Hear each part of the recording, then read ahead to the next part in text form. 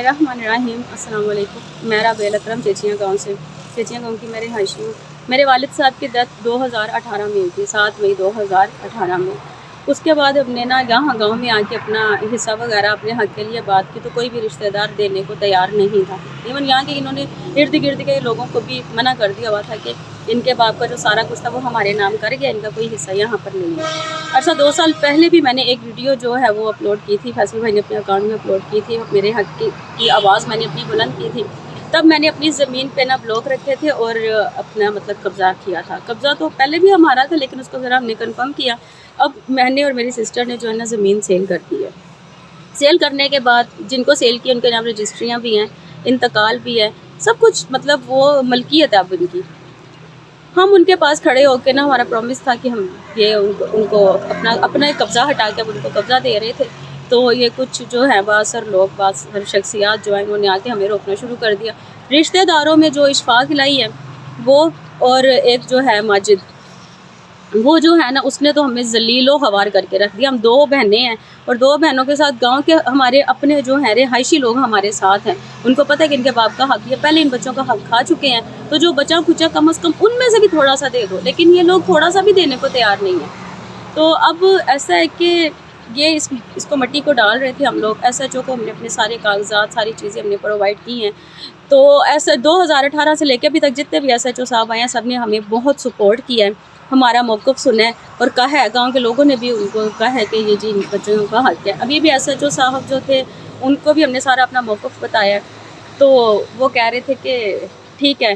फिर उन्होंने मतलब दूसरी लोगों को भी बुलाया, मुखालिफ लोगों को भी, उनसे आके पूछा जी आप लोग पेपर्स लेके आओ। पेपर्स जो कि इस टाइम मेरे पास मौजूद है, ये 33 नंबर खेवट आपको नज़र आ रहा होगा, 33 नंबर खेवट है ये। और यहाँ पे ये आपको सारा नाम नज़र आ रहा होगा, एनुल हक, राबेल अकरम और शाइस्ता अकरम, ये हम यहाँ के हिस्सेदार हैं। ये 33 नंबर खेवट में मैं खड़ी हूँ और वो कहती इनका है ही नहीं। खैर बात किस्सा मुख्तसर है कि यहाँ पे कुछ सियासी लोग जो हैं बहुत अच्छे हैं, सियासत का हर बंदा अच्छा है, लेकिन सियासी लोगों को ये जो कब्ज़ा माफिया ग्रुप है ये इस्तेमाल कर रहा है नाजायज़ और गलत बातें बताकर।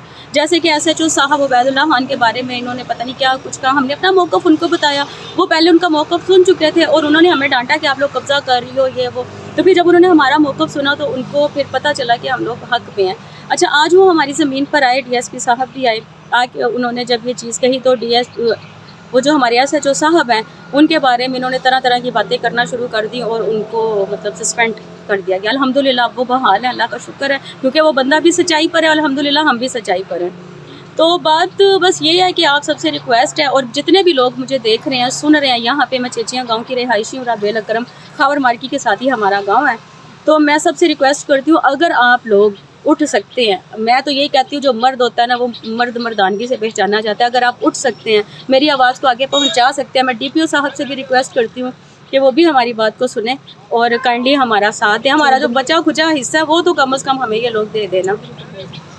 और ये DPO साहब तक भी ये जो माजिद है, माजिद उर्फ माजी गुलियाने से है, तो इसने वहाँ से भी हमारी झूठी रिपोर्टें बनवाई। मतलब आपको पता ही है जब एक सियासी आपका हाथ पड़ता हो तो कोई बंदा कुछ भी कर सकता है। तो मेरे तो खैर इतने हाथ नहीं है, मुझे परवेज़ इलाही साहब, मूसा भाई जो हैं, फिर इसके अलावा फ़याज़ भाई, अल्लाह ताला इनको सलामत रखे, फ़याज़ भाई ने बेइंतहा साथ दिया है, मुझे बहुत सपोर्ट किया है, मेरे गांव के लोगों ने बहुत सपोर्ट किया, मुझे गुलियाना थाने ने बहुत सपोर्ट किया, इवन ASI और या आम हाफिज़ सब ने अल्हम्दुलिल्लाह मौक़िफ़ सुनने के बाद हमें बहुत सपोर्ट किया। तो जब भी हम 15 पे फ़ोन करते हैं आ जाते हैं, वो सुनते हैं, देखते हैं, थाने बुलाते हैं, हम तो चले जाते हैं, मुखालिफ लोग नहीं जाते हैं। तो इन्होंने ये कल जो हमारे साथ वाक़या है इन्होंने इंतहाई कर दी मुझे, मतलब मारा, मैं आपको नहीं दिखा सकती स्क्रैचेस मुझे जहाँ इन्होंने मारा है, इनके खिलाफ़ रात को FIR हुई है। अभी इन्होंने जाके तो फिर अपने वही सियासी असर और रसूख को इस्तेमाल किया है। तो मैं तो बस आप सबसे ये दरख्वास्त करती हूँ, DPO साहब से और अपने DSP साहब से दरख्वास्त करती हूँ कि खुदा रहा मुझे 2 साल हो गए हैं मेरी बहन को, मुझे यहाँ पर, हमारा ही गांव है, मेरा घर है यहाँ पर, तो खुदा रहा हमारी मदद करें। तो आला हुकाम से भी मेरी पुरज़ोर जो है वो मैं दरख्वास्त करती हूँ कि हमें जो है वो, मेरे भाई का भी अभी हिस्सा मौजूद है, ये साथ मेरे भाई का हिस्सा इन्होंने ये भी सेल कर दिया, ये जहाँ पे ये किया हुआ है, ये मेरे भाई एनुल हक का हिस्सा है, इन्होंने सेल कर दिया हुआ है। और इसकी जो रजिस्ट्रियाँ नहीं है, इसका इंतकाल है। और वो बंदा बाबा जी आज आए हैं, उनसे पूछा गया कि जी आपने ये ज़मीन ले ली है? उन्होंने कहा जी मेरे बेटों को पता है। मैंने कहा जी आपके बेटों ने तो हमें पैगाम पहुंचाया है कि माजी को कहें, माजूद उर्फ माजी को, कि इन लड़कियों को मार दे और ये हमें 5 कनाल का ही जो है ना टोटा जिस तरह मर्जी लेके दे, पैसे हम लगाएंगे। वो बुजुर्ग कहते हैं जी तुसी जानो तो मेरे मुंडे जानो, तो ऐसे वैसे मतलब वो बागा वाले के हैं, महर है, नाम मुझे नहीं उनका कंफर्म नहीं है। तो अभी पता चला था कि ये एरिया मेरे भाई का हिस्सा, मतलब हमारे पास टोटल 18 कनाल में से ये चीज़ बची है जो कि वो ये भी नहीं देते। कहते हैं जी ਤੁਹਾਡਾ ਪਿਓ मर गया, ਅਸੀਂ ਤੁਹਾਡੇ ਨਾਲ ਕਰ ਗਿਆ, ਅਸੀਂ ਕਾਗਜ਼ ਬਣਾਣੇ ਸੀ ਤੇ ਉਹ मर गया, पैसे वो लै गया। हम कहते हैं जी आप ਪਿਓ जिंदा कर दो, ਅਸੀਂ ਸਾਨੂੰ कुछ भी नहीं चाहिए, जो बच गया भी ले लो, ਸਾਨੂੰ ਪਿਓ मिल जाएगा, ਤੁਹਾਨੂੰ ਇਹ मिल जाएगा। तो बस मेरी आप सबसे रिक्वेस्ट है, मेहरबानी।